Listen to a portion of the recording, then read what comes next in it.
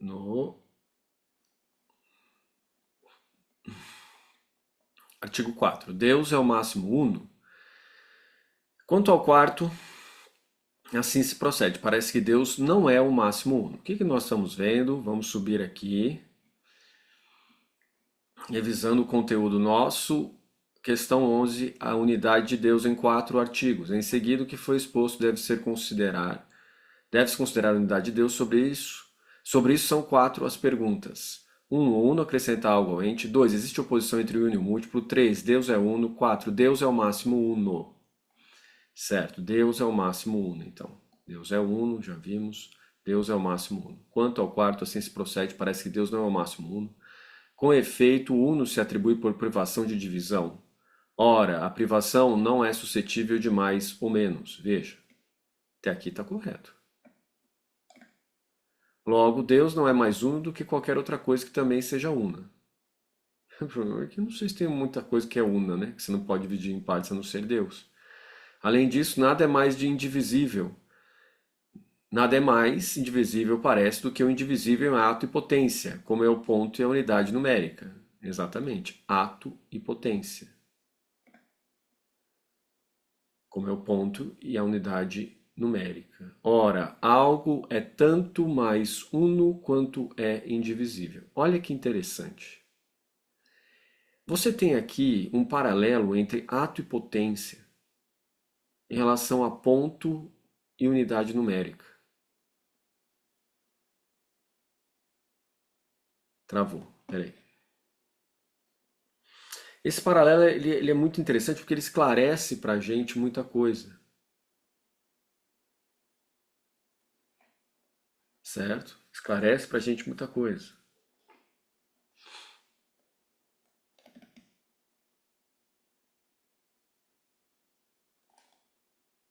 O que ele esclarece? O que isso esclarece para a gente? Vamos lá. Ato e potência.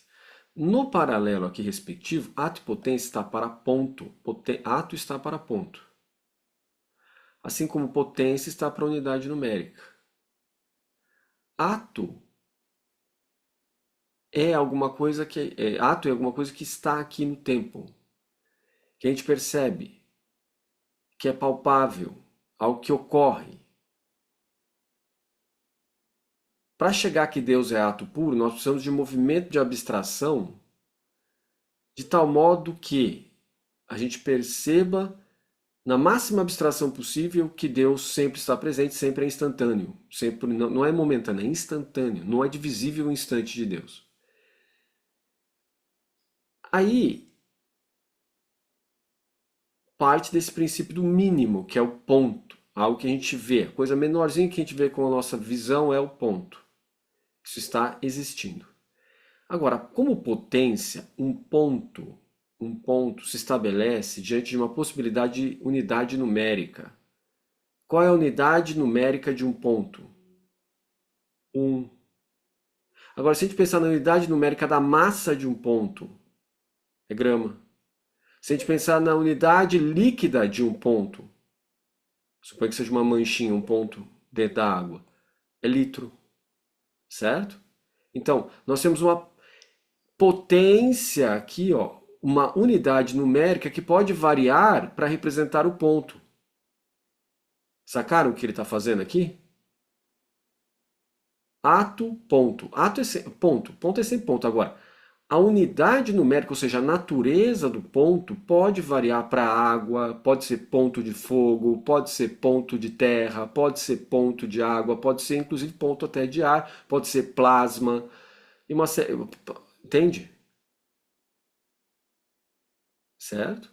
Então pode ser matéria e não matéria, inclusive. A unidade numérica pode representar matéria e imatéria, imaterial. Certo? Então aqui nós temos uma possibilidade de variação. Enquanto no ato você não tem variação, você tem um ponto. Então a potência diz das possibilidades. O ato diz aquilo que existe de fato. Certo? Em Deus não tem possibilidade. Ele é ato. Porque ele contém em si todas as possibilidades e domina todas as possibilidades.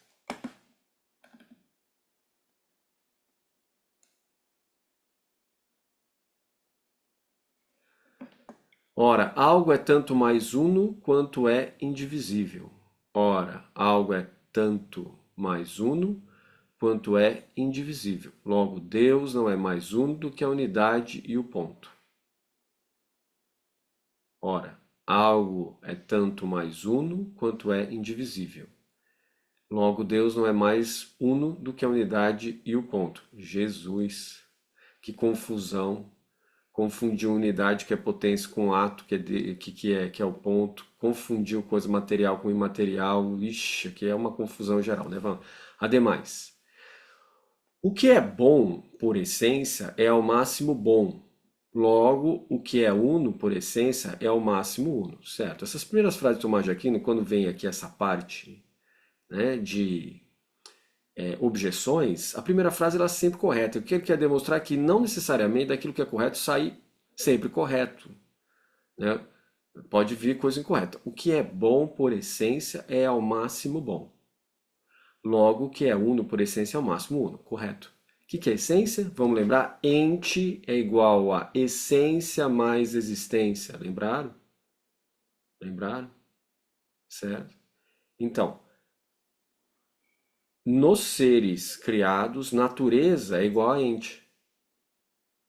Algumas vezes as pessoas usam a palavra natureza como sendo equivalente ao termo essência. Pode, pode. Algumas vezes você coloca natureza como equivalente à essência. Pode, pode. Bom, mas qual é a certeza que eu posso ter?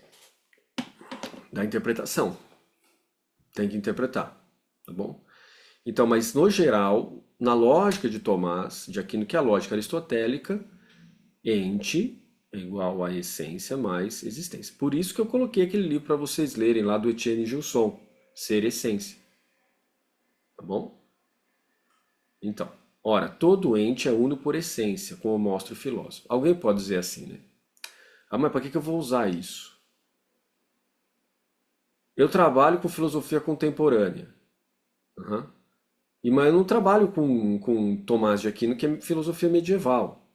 Certo? Eu trabalho com teologia contemporânea, certo? Não trabalho com teologia medieval, Tomás de Aquino é teologia medieval, certo? Então, aí você vai precisar fazer parte do movimento do tomasianismo, né?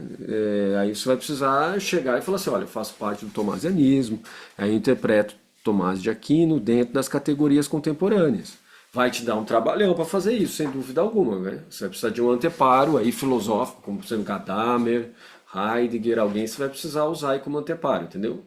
Ah, mas eu não posso ir direto? Não pode ir direto, porque Gadamer, Heidegger não foram direto, eles estão fazendo pontes, tá bom? Então, senão o Heidegger e o Gadamer não ia...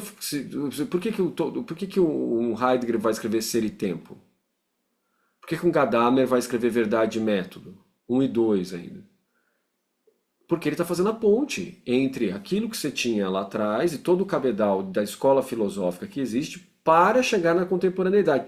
Bom, você pode fazer, refaz tudo o caminho que eles fizeram e aí você escreve. Vai te demorar muito tempo e pode ser que você cometa um monte de erros que eles também cometeram, que são alvo de críticas, etc.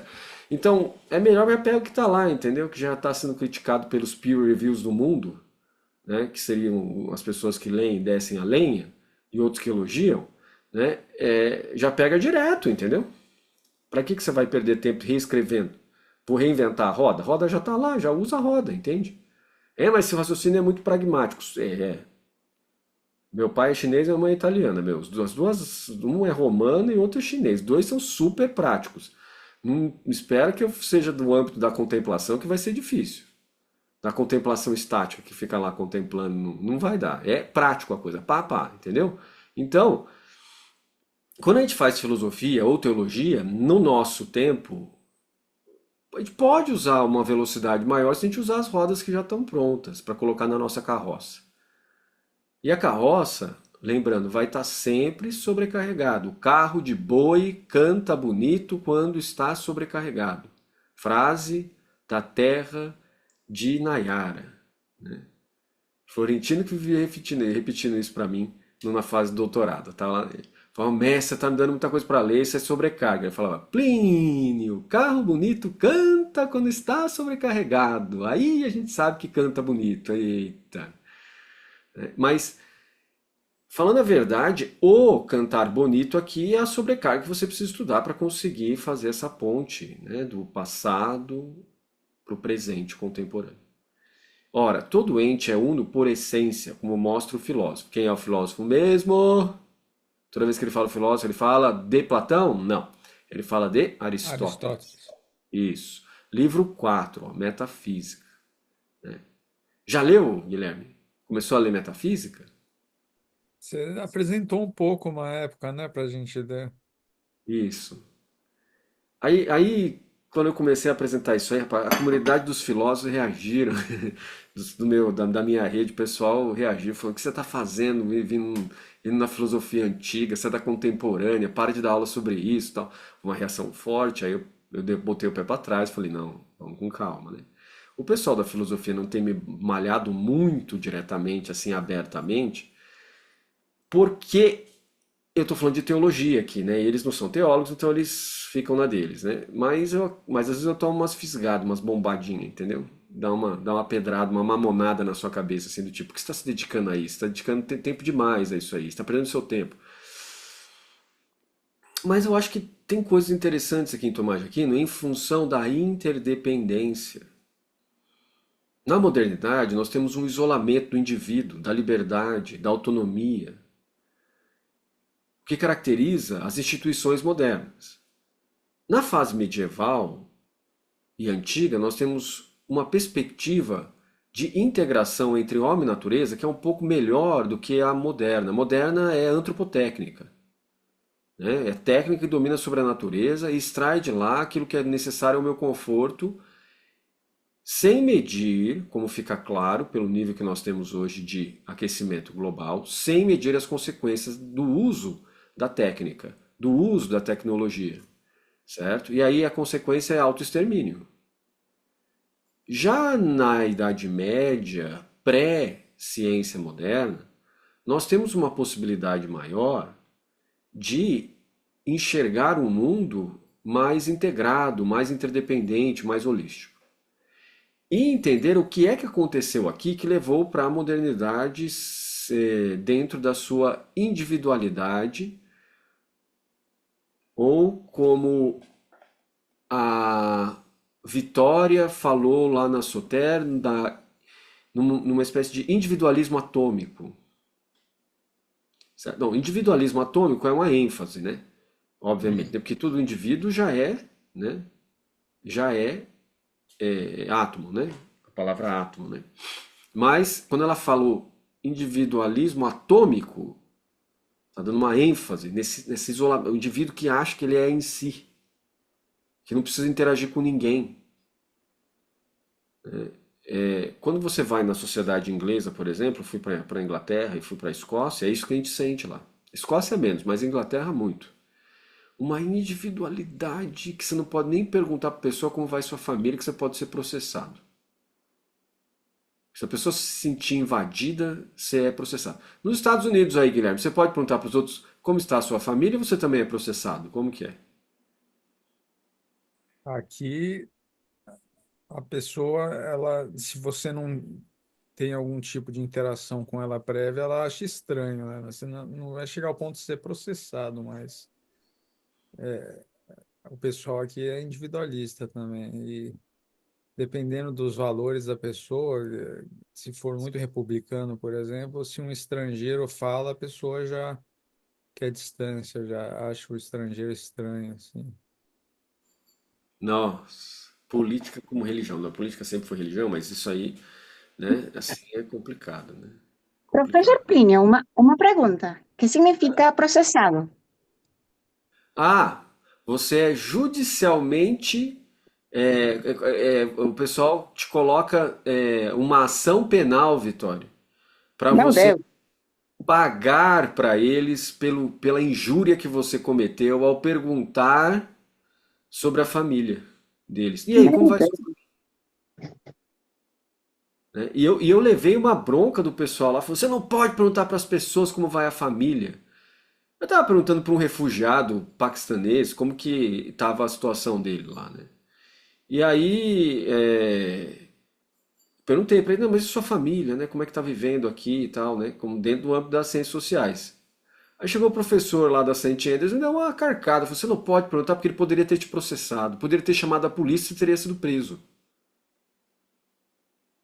Falei, mas por quê? Increíble. Entende? Preso. Por quê? Ele falou assim, porque você está invadindo a privacidade. Por uma mera pergunta, eu estou invadindo a privacidade. Ele pode simplesmente falar não.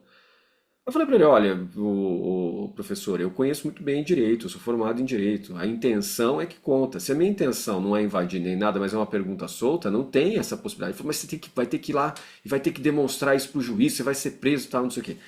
Depois eu confirmei isso com outras pessoas lá, e de fato é isso mesmo. A sociedade é tão individualizada, Vitória, que você não pode perguntar como vai a sua família.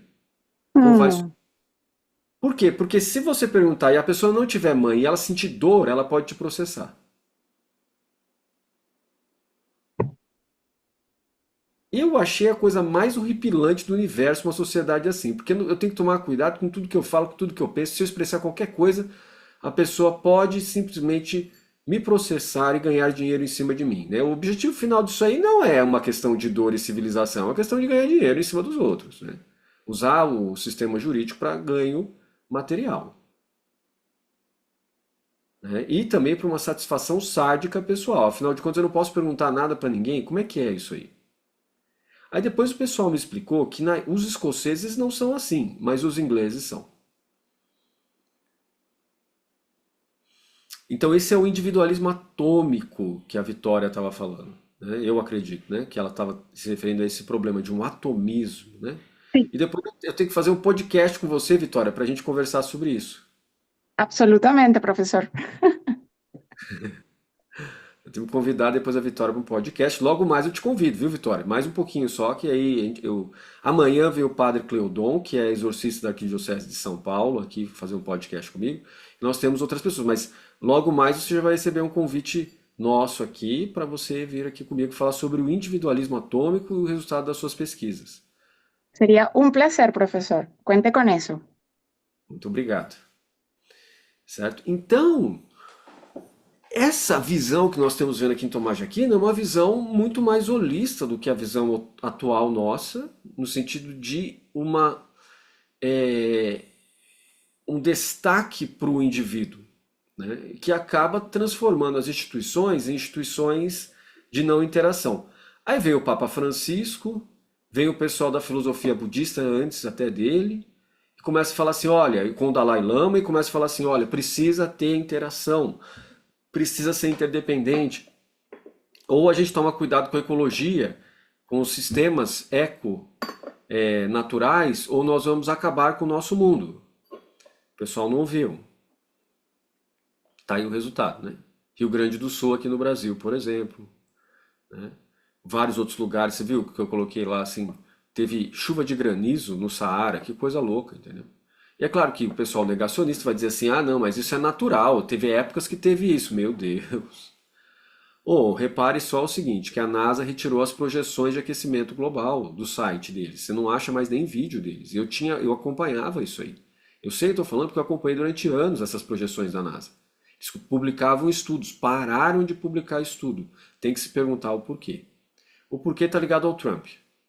Como assim? Está ligado à perspectiva norte-americana que não quer parar de poluir. E o Elon Musk também agora, né? Agora nós temos Elon Musk. Bom, Elon Musk, não sei, ele até tenta fazer alguma coisa assim, né, de leve, para ganhar muito mais dinheiro do que ele ganhava antes. Mas até que não é tão ruim, porque ele está tentando usar uma energia limpa. Agora, temos uma cadeia que é pior ainda, né? Agora, o Elon Musk é muito folgado, né? Ele tem a coragem de vir aqui no Brasil e dizer o que a gente deve e o que a gente não deve fazer. Fala sério, vai. Aí vem o pessoal dos senadores da família Bolsonaro lá e fala que tá certo fazer isso. Não, não tá certo fazer isso. Você não pode invadir a soberania de outro país e falar o que ele deve fazer e o que ele não deve fazer em função disso em função de uma liberdade de expressão que só está na cabeça dele, né? Então, aí esses dias aqui eu estava acompanhando a CNN e o senador Flávio Bolsonaro falou assim, porque isso aí é uma frescura. O brasileiro tem que entrar nos Estados Unidos, tem que apresentar passaporte. O americano veio para o Brasil, não precisa apresentar passaporte. Sabe por quê? Porque o americano vem para cá e ele gasta dinheiro aqui. enquanto o brasileiro vai para lá e não gasta dinheiro lá. Da onde que ele tirou isso? Que mentira! Vai para Miami, é um shopping center aberto para brasileiro comprar coisa, principalmente brasileiro. Mentira, entendeu? Isso é puxa-saquismo, sabe? Não dá. A dignidade da pessoa humana se reflete também na soberania. Nós não somos o rincão dos Estados Unidos? O que é senzala dos Estados Unidos agora? Se o americano vem para cá, ele também tem que apresentar o passaporte, então, com visto. Concordo plenamente com essa atitude do governo Lula. O que é isso? Não interessa se é o Lula. Se fosse o Bolsonaro, eu ia falar a mesma coisa. Concordo plenamente. Por quê? Porque é uma questão de igualdade. Então, quer dizer, se você tem mais dinheiro, você manda em mim a hora que você quiser. Essa é uma perspectiva muito ruim. Aliás, né? Eu tenho um tio mais velho meu, assim, né? O tio Charles, né? Já começa pelo nome que me deixou invocado, né? O nome dele é Tson. Não é Charles, é Tson o nome dele, em chinês. Tson Xin. E ele chama ele meio de Charles. Eu fico olhando e falo assim, ê, colonizado, né? Mas beleza. Aí ele virou pra mim e falou assim, todo mundo que tem dinheiro, você tem que sorrir, ficar perto, agradar. Porque uma hora ele vai te ajudar e você vai conseguir dinheiro pra fazer seus projetos, cara. Uma pinóia que eu me submeto a isso. Não vou me submeter a isso aí, não. Faço meu projeto de outro jeito. Ele falou, então você é uma criança, você não sabe o que está falando. É, sou criança, sim. Não sou. Aí eu brinquei ainda com ele e falei assim, ainda bem que Jesus falou que criança entra no céu, adulto igual a você vai pro inferno, né? É, não sou cristão, ele falou assim, mas eu falei, mas pensa no que eu tô falando. Aí ele ficou olhando pra mim com uma cara de tipo, não falo com gente que não tem mentalidade. Eu falei, eu tenho mentalidade de brasileiro que não gosta de ser colonizado. Você tem mentalidade de chinês colonizado que quer puxar o saco de americano. Eu não quero. Jamais. Entende? A gente vai se submeter a isso aqui. Eu sou do pessoal que acredita numa certa, sabe, cultura identitária brasileira, que foi muito explorada pelos Estados Unidos desde a década de 30, onde eles tentaram invadir o Brasil com armas. Interferiram na abertura também, né?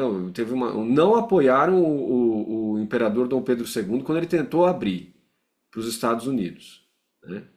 Agora, então você quer ser chinês e tal. Por que todo mundo pensa em polaridade? Eu também não quero ser chinês, não. Eu fui pra China e sofri racismo o tempo todo. Sofro até hoje.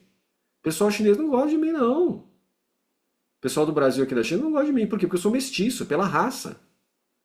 Porque meu pai não poderia ter casado com a minha mãe. Isso é escancaradamente aberto. Poderia processar? Poderia, mas não vou. Mas poderia, porque isso é racismo, lógico que é. Mas não vou processar ninguém por causa disso. Só fico olhando pra cá, dou um monte, falo um monte de coisa, mas não, pelo jeito não resolve. Tem racismo no meio da comunidade chinesa. Aí tem um pessoal chinês da Unicamp que pesquisa China e quer dizer que aqui na comunidade chinesa brasileira não tem racismo. Mentira, não sabe o que está falando. Como a China sempre teve como força imperial, é cultura chinesa dizer que eles são superiores às demais raças e quererem se misturar só entre si. Certo? Então, tem que modificar uma estrutura cultural milenar. Não adianta querer apresentar que chinês não é racista, porque é. E tem que fazer igual o Darcy Ribeiro, botar o dedo na ferida e falar, ó, tem racismo aqui, aqui e aqui.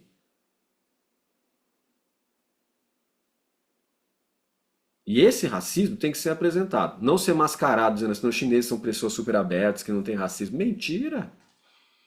Mentira escancarada. Agora, pode vir uma nova geração sem racismo? Espero que sim. Que se questione e se reformule. Aí sim. Mas são questões que eu estou colocando em função da multiplicidade, percebe? O uno e o múltiplo. Quando o múltiplo quer ser uno, você tem um problema. Por quê? Tem uma variação muito grande. Eu falo assim, vamos unificar tudo. Aí você começa a gerar castas, começa a gerar exclusões, começa a gerar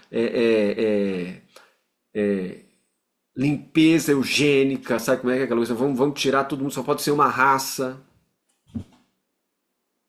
Então, o uno e o múltiplo. Entre o uno e o múltiplo, qual você opta? Só Deus é uno. O resto, todo mundo é múltiplo. E não começa com esse negócio de padronizar, porque se padroniza, você vai ver o que vai acontecer. Só dá problema. Em termos de raça, em termos de produção, até tem ISO 9000, ISO 9001, né? ISO 14 mil que tenta proteger a ecologia e etc. por meio da produção. Não, não pegou, né? Não pegou. Tem empresa que exige 14 mil, aí depois começa um monte de coisa. Não pegou. Só vê Palestina e Israel, né, Lucas? Palestina e Israel une o múltiplo. Não aceitamos o múltiplo. Então, a multiplicidade é algo que a gente precisa manter. E é por isso que eu estou forçando tanto o diálogo entre católicos, cristãos, budistas e no futuro muçulmano. Por quê? Porque a multiplicidade tem que se manter. Senão dá guerra. Olha só que a gente está vendo o horror. E professor, você nunca pensou no judaísmo? Não, eu não considerei o judaísmo como força. E olha aí, ó. Não que alguma formiga, que nem eu, vai fazer alguma diferença, uma pulga no meio do mundo vai fazer alguma coisa, não vai fazer nada. Mas pelo menos em termos de consciência, eu não vou carregar isso comigo, entende? Eu acho que você deveria fazer o mesmo, né? Lutar para não ter isso na sua consciência. Pelo menos eu lutei. Oi, Vitória. Profesor Plinio, quería saber si también uno puede reflexionar agora con esta situación que eu acho muito preocupante, ¿no? Que es la expulsión de lo distinto, ¿no? De cualquier expresión de otredad en la ola religiosa que estamos viendo en América Latina, también obviamente en Norteamérica, con este fundamentalismo, ¿no? Que, que se conecta con tantas otras narrativas preocupantes actuales. Esa radicalización de ese sentimiento cristiano, pero que también resulta una antítesis, ¿no? De lo que era realmente el pensamiento cristiano, digamos, su propio, lo que significa el pensamiento cristiano se vuelve una antítesis de esta realidad que estamos experimentando. Eu queria saber que considera você.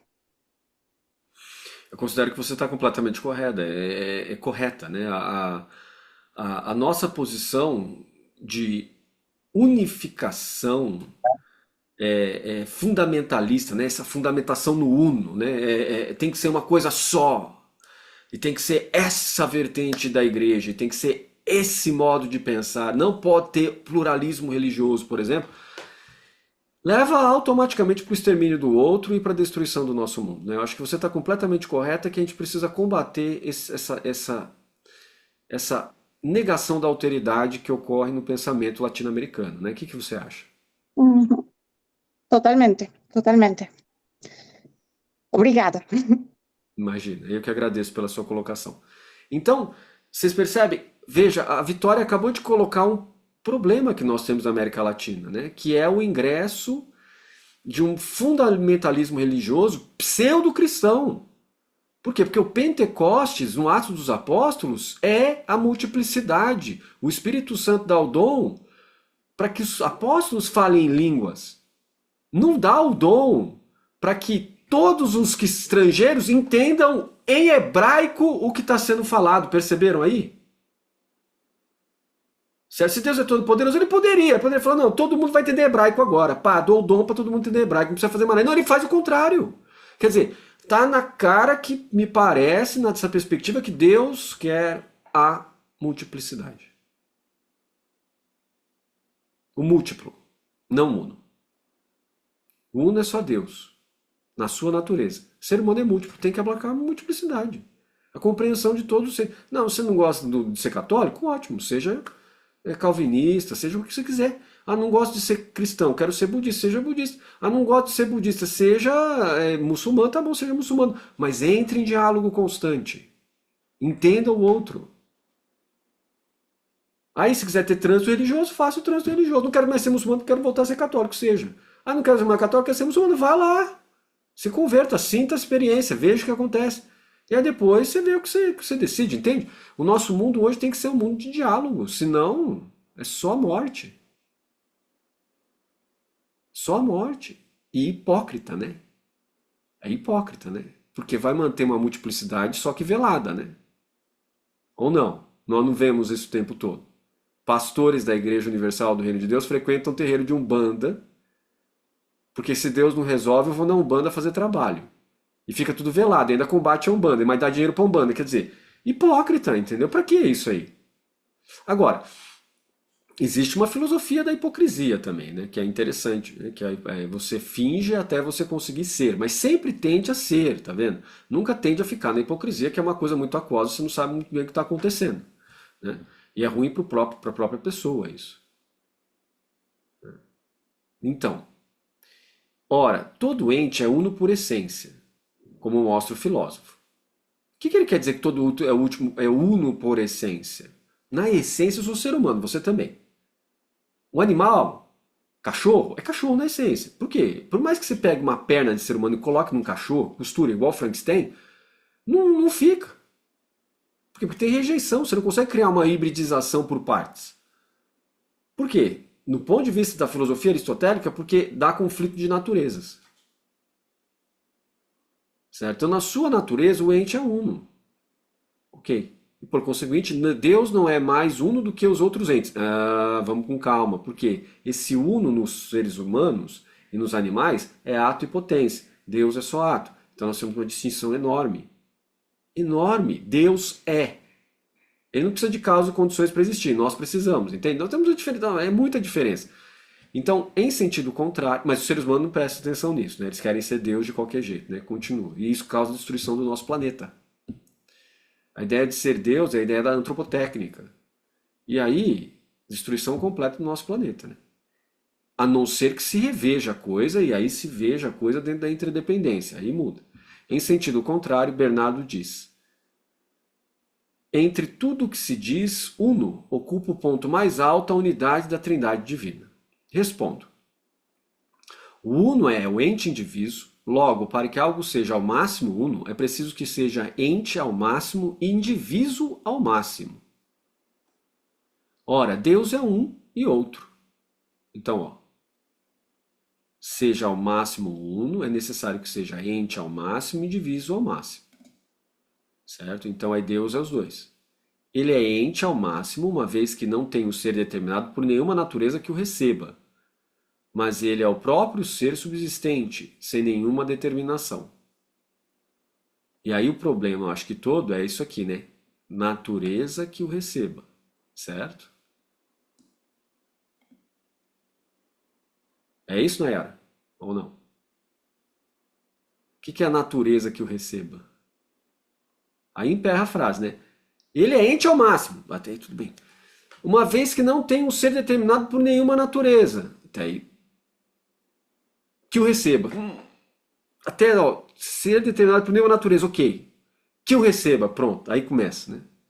Aí já imediatamente emperra e fala assim, nossa, o que é esse ente que o receba? E como é que é a nomeação? Como assim? Olha lá, a autoconsciência. Vamos tentar explicar isso. É o seguinte. Lucas! O que é o Lucas? Lucas é isso que nós estamos vendo aí na tela. Lucas. Lucas é um ser humano, certo? Certo. Há uma natureza que o recebe, o ser humano. Poderia chamar um cachorro de Lucas, não poderia? Ou um gato de Lucas, não poderia? Poderia chamar um boi de Lucas, não poderia? Poderia. Também chamaria uma vaca de Lucas, poderia? Poderia. Então a natureza que receberia o Lucas é de cachorro, gato, boi, vaca. A natureza que o recebe. Quando a gente fala Deus, não tem uma natureza que o recebe. Na perspectiva de Tomás e na perspectiva de Aristóteles. Porque o mestre Eckhart, o místico alemão, vai dizer que não é bem isso. Ele tem um ponto aqui que ele não concorda com Tomás. Que é a natureza que recebe o nome de Deus é divindade e que isso é misterioso até para o próprio Deus. Lucas, quando você faz assim, ó, foi a mesma coisa que eu fiz quando eu li. Eu fiz assim, nossa, como é que é? Como é que é? Está no comentário ao Gênesis dele, né? Tem em italiano isso para vocês verem. E eu acredito que deve ter em espanhol também, porque o pessoal dos ancestrais da Vitória tem a biblioteca de autores cristianos. É uma coisa fantástica, tem tudo lá. E fora que tem outras editoras, eu acho que tem todo o cristianismo já em espanhol. Se for, eu acho que já tem. Talvez eu esteja errado por alguma outra coisa, mas as grandes linhas já estão todas em espanhol. Em português não. Tá longe ainda. Bueno saberlo. Já tá tudo lá, já foi traduzido, é uma coisa fantástica. Os espanhóis, assim, e o pessoal, assim, né, que fala espanhol, pega pesado no cristianismo. Os portugueses nem tanto, o italiano também tem quase tudo, né? Mas italiano, como é muito próximo do latim, também eles não estão muito aí, né? Mas você sabe que Portugal era Espanha, né? Depois ele se divide em Portugal, né? Então, todo português é também espanhol, eu acho, né? Mas eles não gostam que eu falo assim, porque o marido da Cibele, minha prima é portuguesa, eu falei isso, ele ficou com uma cara pra mim meio vermelha, entendeu? Ah lá, Vitor. Então, ficou meio vermelho assim pra mim, meio querendo me xingar. Eu falei, bom, sei lá, né? Então, né? Mas, bom, mas ele é o próprio ser subsistente, sem nenhuma determinação. Então já entendemos que é o que recebe, né? Mas ele é o próprio ser subsistente sem nenhuma determinação. Determinação não é força de vontade nesse caso aqui, sem nenhuma nomeação, tá bom? Certo? Sem nenhuma nomeação. Não é determinação de força de vontade. Então, além do mais, é indiviso ao máximo, não estando dividido nem em ato nem em potência, viu? Deus é ato puro. De qualquer maneira que se possa dividir, mas é simples absolutamente como já se demonstrou. Fica então claro que Deus é ao máximo uno. Beleza? Então nós temos aqui, ó, vamos tentar dar uma corridinha aqui então no quanto ao primeiro. Portanto, deve-se dizer que, embora a privação em si não seja suscetível de mais e menos, entretanto, se o que lhe é oposto é suscetível de mais e menos, as privações também o serão. Assim, na medida em que algo é mais ou menos dividido ou divisível, ou que não o seja de modo nenhum, isso será dito mais ou menos uno, ou uno ao máximo. Aí, nós temos aqui, ó, E. Um exemplo pode ilustrar essa análise de forma tão abstrata. A doença pode se definir como a privação da saúde. O. O mal pode se definir como a privação do bem. A doença como a privação da saúde. Como privação, seria um absoluto. Porém, a saúde não é um absoluto. Comporta uma multiplicidade de graus. Portanto, o mal também não é absoluto. Ó, comporta uma multiplicidade de graus. O bem para os seres humanos não é absoluto. Comporta uma multiplicidade de graus, sendo o grau mais elevado o próprio Deus, o conhecimento direto de Deus, né? Em consequência, a doença compreende muitos graus, não como privação, mas segundo os graus da saúde da qual ela é privação. Então, claro, né? O grau máximo seria a privação de toda a saúde, ou seja, a morte. Então, enquanto de um lado a não privação absoluta da saúde seria Deus ou imortalidade, o grau máximo da privação de toda a saúde seria a morte. Assim, e aí, por analogia, entra na soteriologia, soterlogia. O que quer dizer isso? Lógica da salvação, que também é lógica da saúde. Soter também tem a ideia de saúde. Aí vem a ideia de que o máximo da privação da salvação é a morte espiritual. O máximo do absoluto da não privação da salvação é a visão beatífica de Deus, é estar na frente de Deus face a face, certo? Do bem maior face a face. Assim, Deus privado de toda divisão concebível está no grau máximo da unidade, certo? Até aqui, eu acredito que a gente acompanhou, né? E é bem legal isso, né? Bem legal para quê? Para desenvolver nosso intelecto. Porque você não vai sair falando isso para sua mãe, né?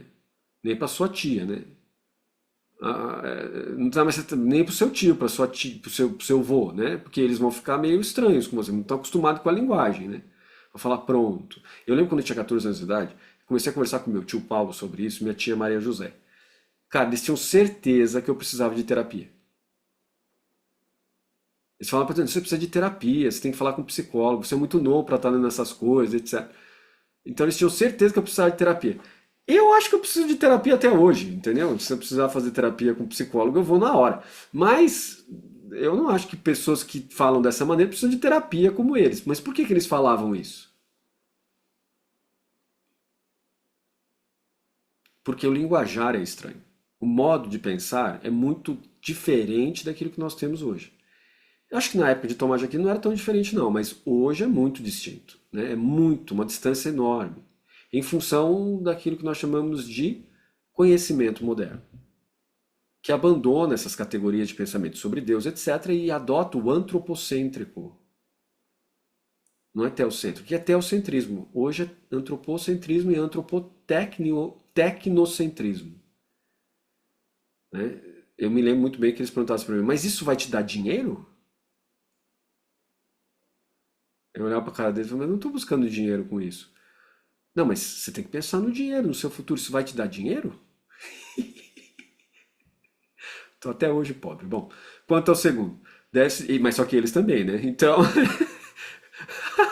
só que a diferença é que eu tenho um monte de coisa para pensar. E o empobrecimento do antropocentrismo técnico, né?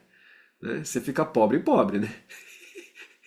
Quanto ao segundo, deve-se dizer que o ponto e a unidade numérica não são entes ao máximo, pois só possuem o ser em um sujeito. Logo, nenhum deles é uno ao máximo. Certo? Tá vendo, Nayara? Resolveu a situação com graus de perfeição, tá vendo? Com graus de privação, resolveu a situação. Olha que interessante, né? Assim como o sujeito não é uno ao máximo, em razão da diversidade entre acidente e sujeito, tampouco o acidente é uno ao máximo, certo? Quanto ao terceiro, deve-se dizer que ainda que todo ente seja uno por sua substância, uno por sua substância.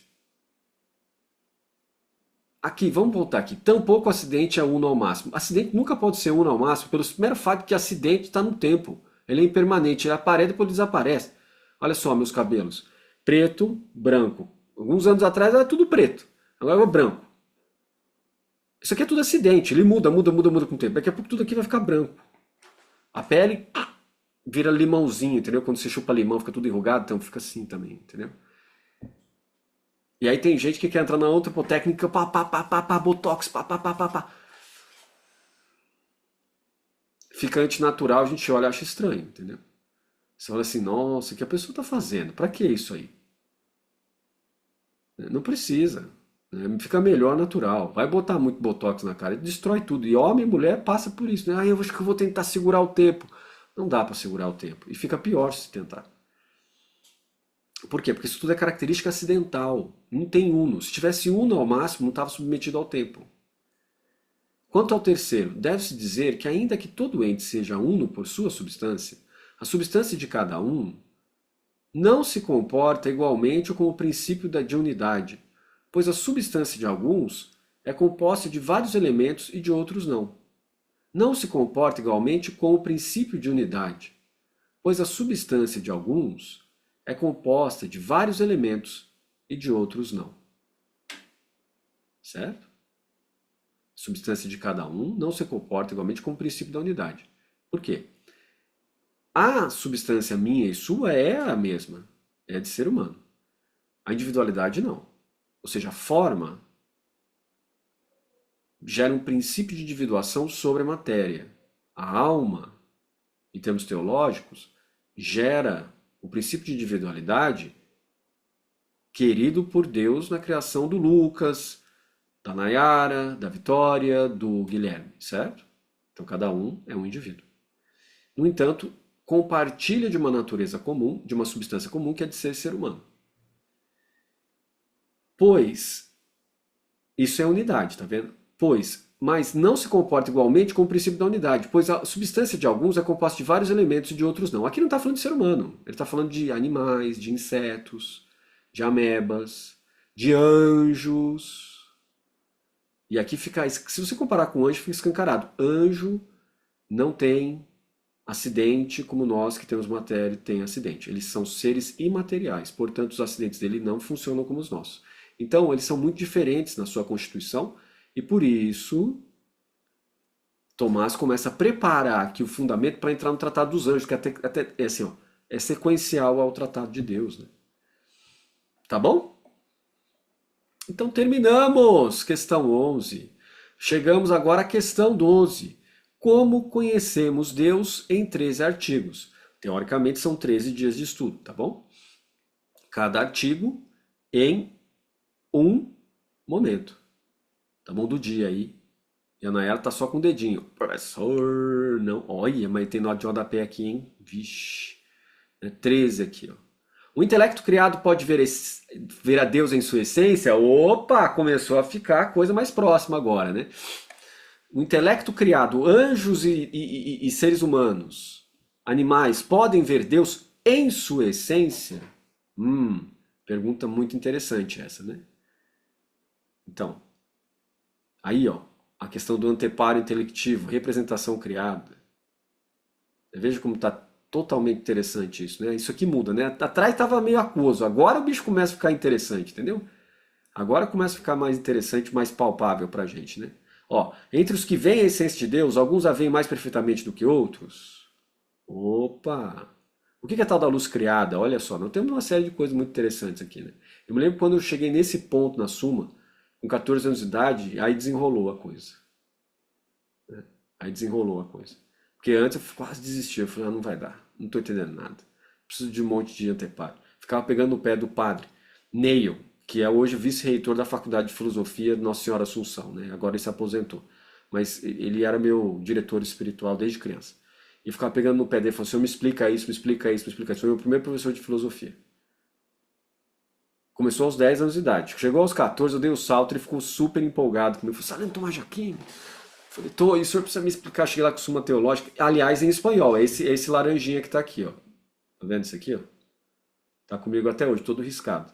Aí chegava lá, o senhor me... O que é isso aqui que ele tá falando? Você imagina um escocês falando pra mim assim, lê aí. Eu lia, ele fala, traduz pro inglês.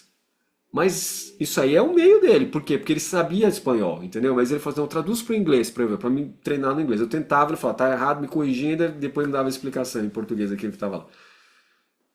Então, você vê, né? Quando você tem um padre missionário bom, é outro nível, né? Aí você tem os capenga, né? Que abusa de criança, faz um monte de loucura, né? Aí é capenguento, né? Mas quando é bom, pô, o cara é bom, rapaz.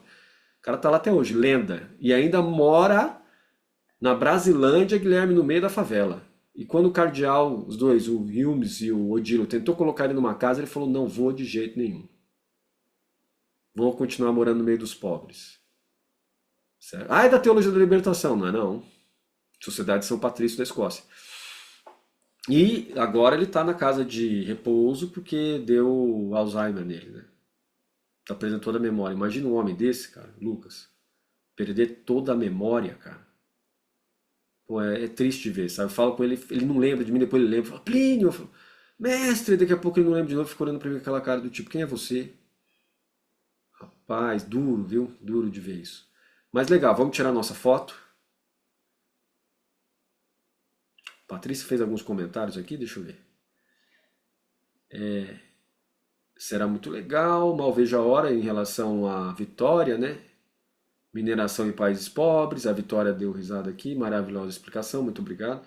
Não sei se é minha ou da Patrícia, mas agradeço de qualquer maneira. Destruindo o ambiente no sul global. É isso aí. Então vamos tirar uma foto para ter um registro histórico. Cadê a Nenê? Três. Ixi, eu tô esperando a Rebeca. Espera, a Nenê. A Aí, Nenê! três. Ai, gente, três, Ah lá, dois, dá risadinha. um. Ah lá. Ih! Ih, cadê a Nenê? Ih! Então tá bom. Até mais. Até mais. Tchau.